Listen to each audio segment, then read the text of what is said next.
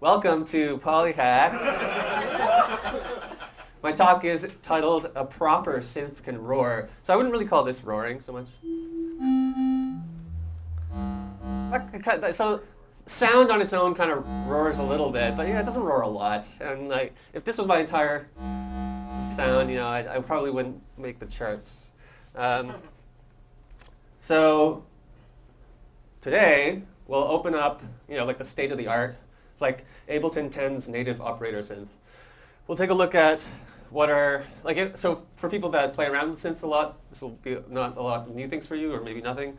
But for those who haven't and are interested in making sound and generating sound, then you'll get a really good primer on what is the basic idea of a modern synth, and how you take sounds from a modern synth and modify them a little bit, make them interesting, really show you there's a Pandora's box of how you can make stuff with synths. This is going to barely scratch the surface. You could do you could spend a year just making new sounds every single day and you'd never hit the same sound twice. So yeah, let's hop into it. So, so this little JavaScript synthesizer, you can see at the top that I have I'm randomly selecting a basic waveform. It's like a sine wave, square wave. And they're basic building blocks of synths. And you stack them together in various ways, but you basically, at the very beginning, when you're making any kind of synthesizer, you choose one of these, and then maybe you add them or multiply them, and you do sort of things like that. So that's that. That's the basic building blocks. Oh, and also you can kind of hear it when there's what they call an envelope, which I'm using for the volume. When I hit the key, there's a bit of what they call an attack. So goes from no sound up to one. Up to one, it holds, and then there's a decay, and then a release, and that's they call ADSR. So that's just a really common way of defining controls for a certain characteristics. For you could do the same thing for pitch. You can say that I want the pitch to slide up, and then sustain, and then release, and stuff like that. So volume is very common. So let's get into it. Okay, so this is what Ableton looks like. Can I drag that up? Nope. So on the side, I don't have any special things. This is just Ableton out of the box. And so there's this really amazing synthesizer called the operator synth. And I'm going to disable, so the thing that the operator does is, it's called a frequency modulation synthesis. So what that means is that when I have a totally normal frequency, I can start to use another frequency to modify certain characteristics of what they call the carrier wave. So I have an initial wave, which is the sound, and then I have other frequencies that are used as inputs to other characteristics or dynamics of the carrier wave. So right out of the box, it should be just like a sine wave. Oh, I might have to tell this note. Go out through.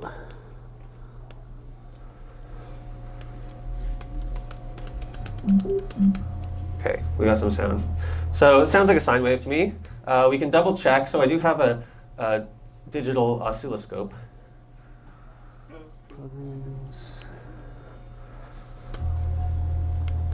We change some values here. Right, so that totally looks like a sine wave. Right, we can choose some other waves here. So at the bottom, these are the four. So at the very bottom, like I said, the bottom one's that carrier wave, and as we add things above it, we can see that the oscilloscope will change and the characteristic of the sound will change. Let's also add an EQ so we can see not just the waveform, but also where on the spectrum. EQ. This is the way. EQ.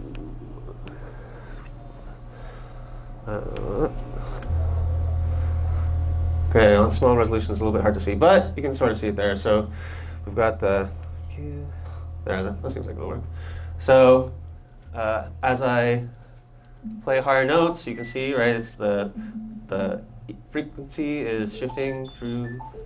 And if I hold the note for long enough, you can see that that's the sine wave. It's just playing one single frequency. That's the idea of a sine wave. So if I'm playing a sine wave that's going at 2,000 hertz, then it'll just be 2000 hertz, and that's that one thing. And everything I add onto that is going to start to add these additional layers that you can totally hear, and you can also see if we have this on. So let's add, for instance, an additional wave, and we're going to multiply the frequency of the initial wave by some very small amount. We'll just use another sine wave as well. Oh, actually, right before we do that, let's choose another wave so you can see. So let's choose like a square wave. So you can see it's kind of squarish, it's got a different sound. And you can see on the right-hand side that there are some of these like overtones, these other things that are being added to the sound, and that is what is what we see is what we're hearing, right? So those additional lines on the EQ is what gives sounds their unique characteristics. Like when we speak as a human, right, that, it's like all over the place just because most sounds that occur in nature don't have such low-level building blocks as the electronic ones do. All right, so let's go back to the sine wave here. And we'll start to add another, right? So one thing that's cool about the operator is that at the top of the operator, those little like Tetris-looking blocks, that is saying like which of the different oscillators feed into which of the other ones.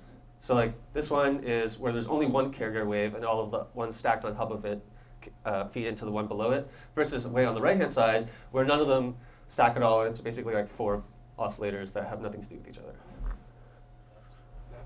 Yeah, and so there's various ways of doing things. So this one, this is the one that is the easiest to work with. Like a lot of the other ones kind of have more nuance to it. Depends on what you're trying to do. This is the volume knob for it. So again, it's exactly the same. It's just a sine wave. And so we see the oscilloscope. It's doing a nice sine. And let's keep an eye on the oscilloscope and on the EQ as we slowly move the volume up of the modulating wave.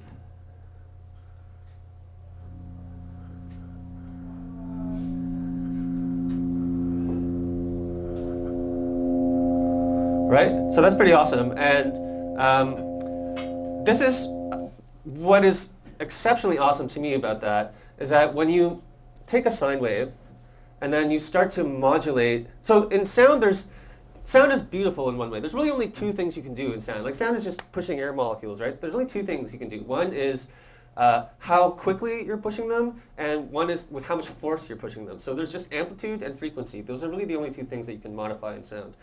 So amplitude aside, because amplitude is just amplitude's volume, we can all understand that quite easily. Frequency is the only thing we really need to think about in terms of how to make complexity in sound. So with sine wave, if we just start to modify the frequency by what is perhaps the most primitive way that you can modify it, right? I have a very continuous set of air molecules pushing, and I just want to modify that by the smallest possible amount. So I'm just going to say, start to make it a little bit faster and a little bit slower with some kind of consistency, right? By taking another sine wave and then applying that to the frequency of the first one. So as opposed to be completely continuous, it's like a little bit faster, a little bit slower, a little bit faster, a little bit slower. And that's like the most primitive possible thing you can do in sound. So if a completely consistent sound wave is the most primitive, the next most primitive thing is something that starts to sound like this.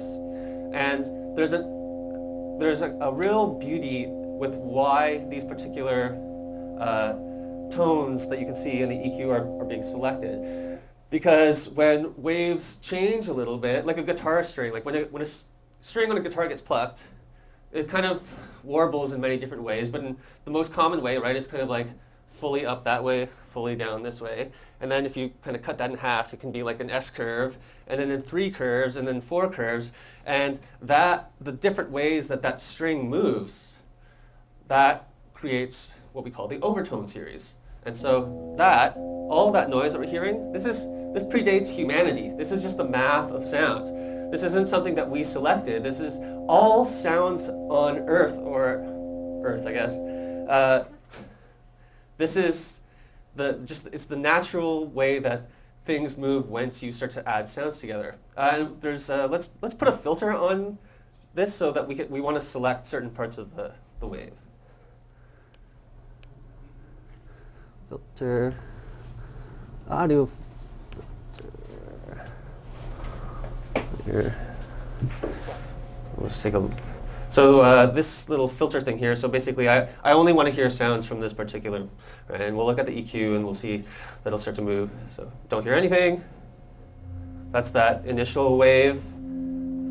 So that if you're adept with your hearing, this is exactly an octave above because we're pushing air at exactly twice as fast because that's just the way that's the only other thing you can do when you're adding frames, we're adding waves together, and then we have it there, and then if you can hear, that's actually a perfect fifth above, which is awesome because like a perfect fifth is such a common thing in music theory, but it's built into physics. We get another octave because that's times 4, and then times 5 is my favorite. Somewhere right in between those two waves. So you got a major third in there. You go da da.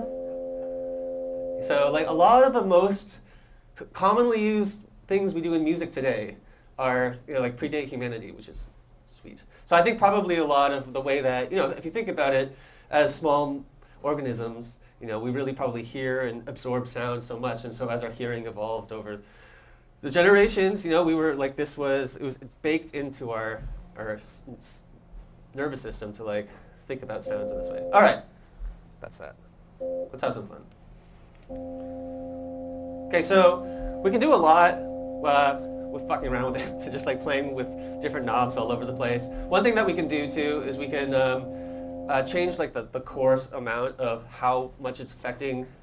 So one thing that we can do is we can kind of detune the first one and the next one slightly, and that's kind of adds like a little bit of a warbly sound.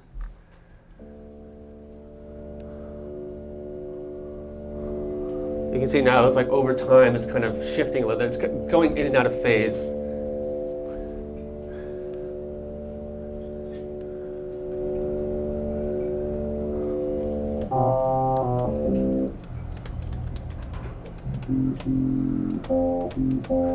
And so so we have like they're detuned a little bit. It's great. It's really easy to tell in headphones.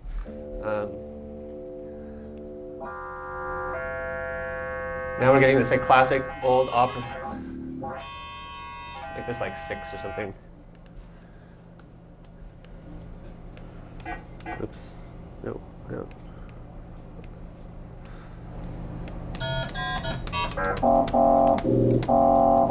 Okay, we can have a lot of fun with this. Let's do a quick envelope on it so it goes up a little bit. So again, this is the volume envelope, so I want it to maybe like rush in a little bit, as opposed to, delay getting in. Okay, that sounds nice. And this second one, right, if we turn it off, we'll also make this one fade in a little bit. One thing that we can do as well is we can say, oh, you know what, I like a bit of mixture of the two sounds, right? So I want the modulating wave to kind of come down a little bit, maybe make a little bit of a peak. So I can use this decay. So you can hear there's like a little bit of a, we'll make it really obvious. Go.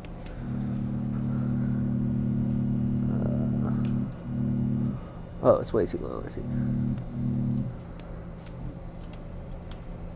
I doing the wrong one here? Too loud.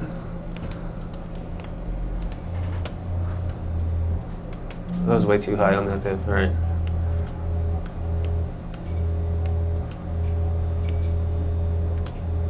Okay, we'll come back to this.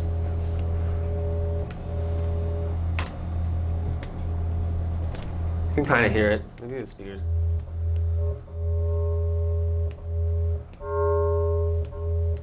There, that's the kind of sound I was trying to look for. So the first one is just on all the way, but the second one is creating a bit of an additional of those harmonies just at the very beginning. There's kind of this like whoom sound, which is really, really nice for if you're making basses or something like that, because you want to kind of stab as they're coming in. There we go. Let's add some more. Let's make this one a square wave or a saw.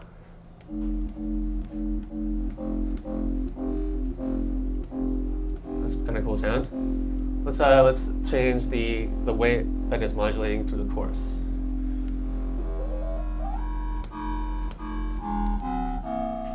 So we still have that nice like carrier wave at the beginning.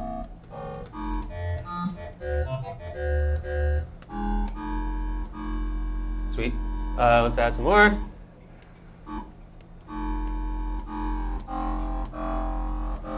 All right, so now we're getting. I call this a proper synth can roar because I like synths that roar. They kind of really make you shake your booties. One thing that's okay. So this is a lot of what I just did. This is how all sounds kind of start. They all start by choosing some basic wave, and then you just start adding in extra sounds, and you add different ways that they come in and out.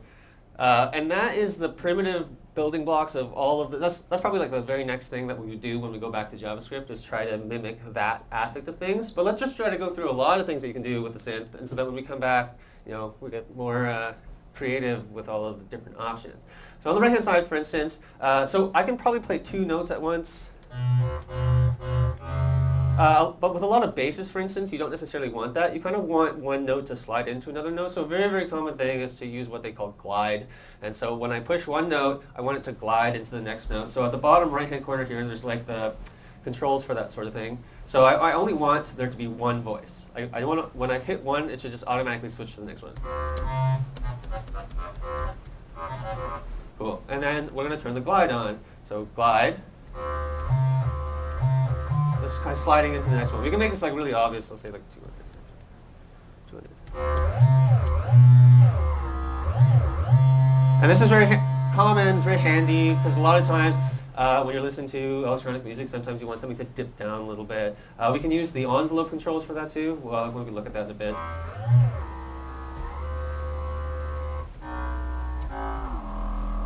Nice. All right. It should be shaking you guys as it was shaking me up. Okay. So let's add some effects on top of this. So one thing that is really common, just because it sounds nicer to our ears, like even though these really nice, perfect electronic sounds sound pretty good, everything in real life sounds a bit distorted, or they're in a room, they have some reverb. So there are things that they kind of make the sound worse in a way, sort of like objectively less pure, but that sound better to our ears. So saturation is one of those things where we're going to just take everything and we're going to just, it's like color saturation, right? Like sometimes we like to see photos that are saturated even though they don't look anything like real life. So let's add some saturation.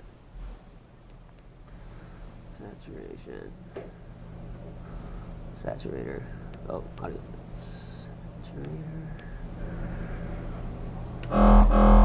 Let's turn it off. Turn it on. Let's push it a little bit. Let's use a different one, like. Ooh. Let's turn some drive up. Soft clip. Turn our carrier down again.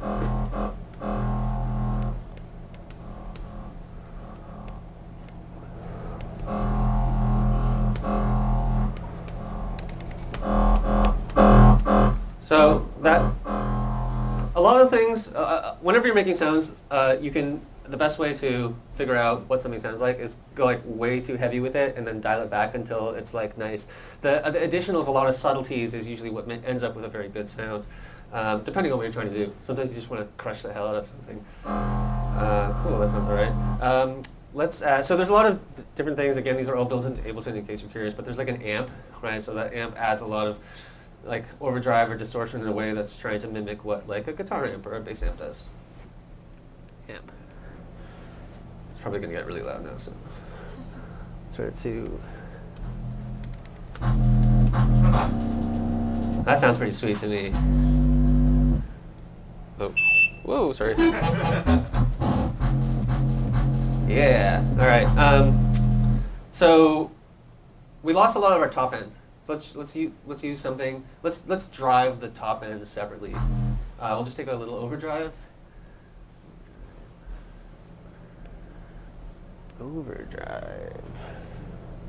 And we can select down here. This is the frequency. We can say, do I want to drive the top? Do I want to drive the bottom? One thing that I'm not going to get into because I want to stick to synths, and I don't want to talk about DAWs or digital, like Polyhack Synth episode 20 will make this. But for the first little bit, we're just going to talk about synth. Right, so sweeping things like is what they call automation, right? I want a particular part of the song, I want to go, right? We're not going to get into that. We're just going to leave it as it's really. But that's cool. So now, without it, with it, maybe add a bit. So I got some nice sizzle on the top of it. Without, with. I think it sounds a little bit better. Well, you know, again, everything is in context, right? If this is my whole song, then no one will listen to it, right? So it's all about what else is being played at the same time. Speaking of which, let's maybe just let's throw a drum loop under there and we'll see. I think I have one already. Here's somewhere.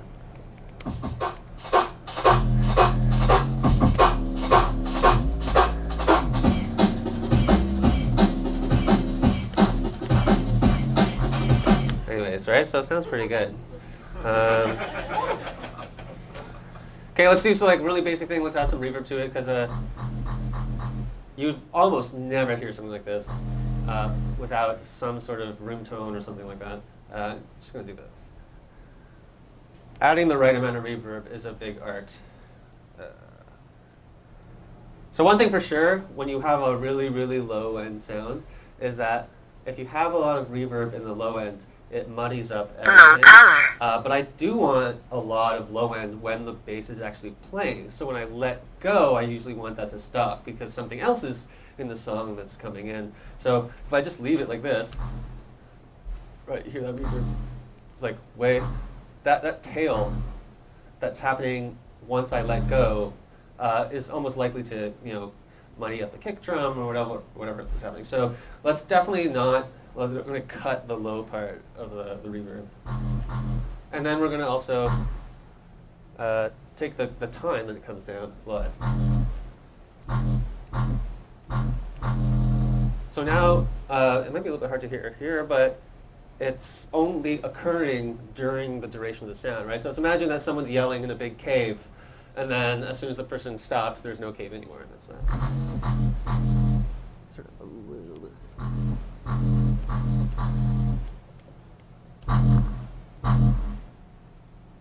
That's it. Sometimes more reverb when it was off. How's that happening?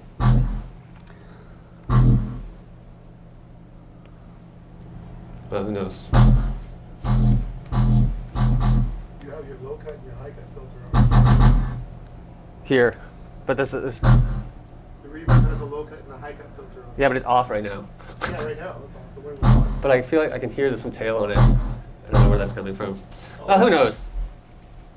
Whatever. The point of this sock is just to sit around and make bass. All right. Again, this is just a lot of primitive stuff. Like we can just keep going here and making things forever. What I wanted to show you guys is that you can do a lot with synths, and then when we come back to trying to make stuff with JavaScript or with code to try to come up with things that we can do, is that there are basic ideas of things that you do when you're working with synths. You're changing the envelopes, you're changing the sine waves or like the different types of waveforms. Of course, you can see here, like in these primitive sounds, there's a lot of different waveforms to choose from. We can just cycle through them.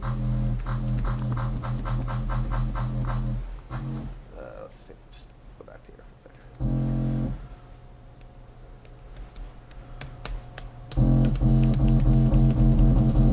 There's noise too, right?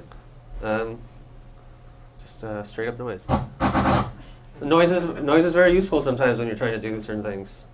Oh gosh, sorry about that. We can change we can use pitch. We can say I want it to slide in or slide out. How about we do that real quick?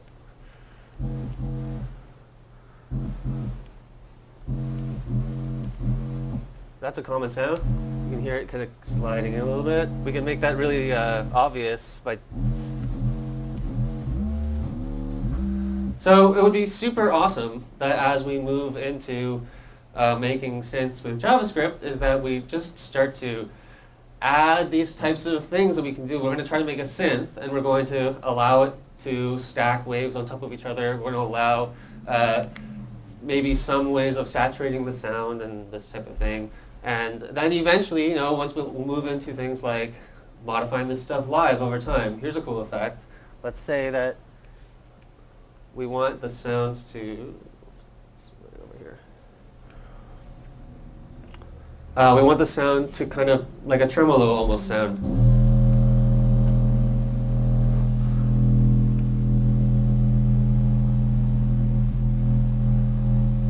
So that's pretty cool. And then, like, you know, we'll attach that to, maybe we'll have, we'll play around with some knobs, right? And we'll have a knob here that I can be turning it. So, whoops, well, like, while I'm playing, right? Just.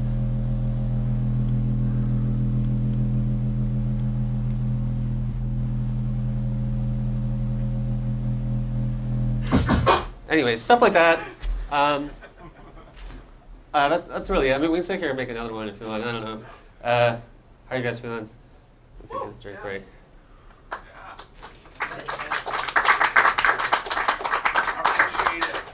Say what?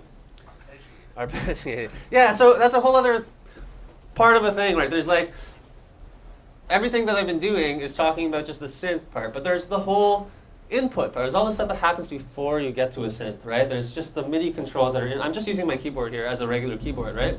But you can draw that stuff in. You know, it's all sending controls. I remember when I went to Harris, there's a really amazing teacher there called Don, and he has all these like wacky MIDI controllers. And there's one thing, it's like a little breath controller. And so it's a MIDI controller that you put in your mouth, and it kind of feels like a reed. And it sends like multiple types of MIDI signals through this kind of like MIDI reed, and you can use it to make saxophone. Like, well, you can do whatever you want, but you can, you know, I can control that tremolo rate depending on how hard I'm breathing, stuff like that. Yeah. I mean, that's it. Really. This was a pretty last minute talk. I got to say this like left right here. So I just next time. So come to the next episode of this, and we'll go back to the live coding style, and it'll be way more of a like, let's see how quickly we can code something with this knowledge of like how we can, right? Like, again, this is what we have here. Well, let's put all these guys back.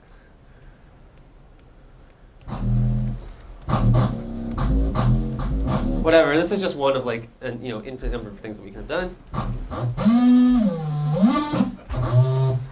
Versus, right? So, let's go back to this guy and let's make it do something really, really cool. Or let's allow us the ability to extend it in a way that we can do something. Cool, thanks.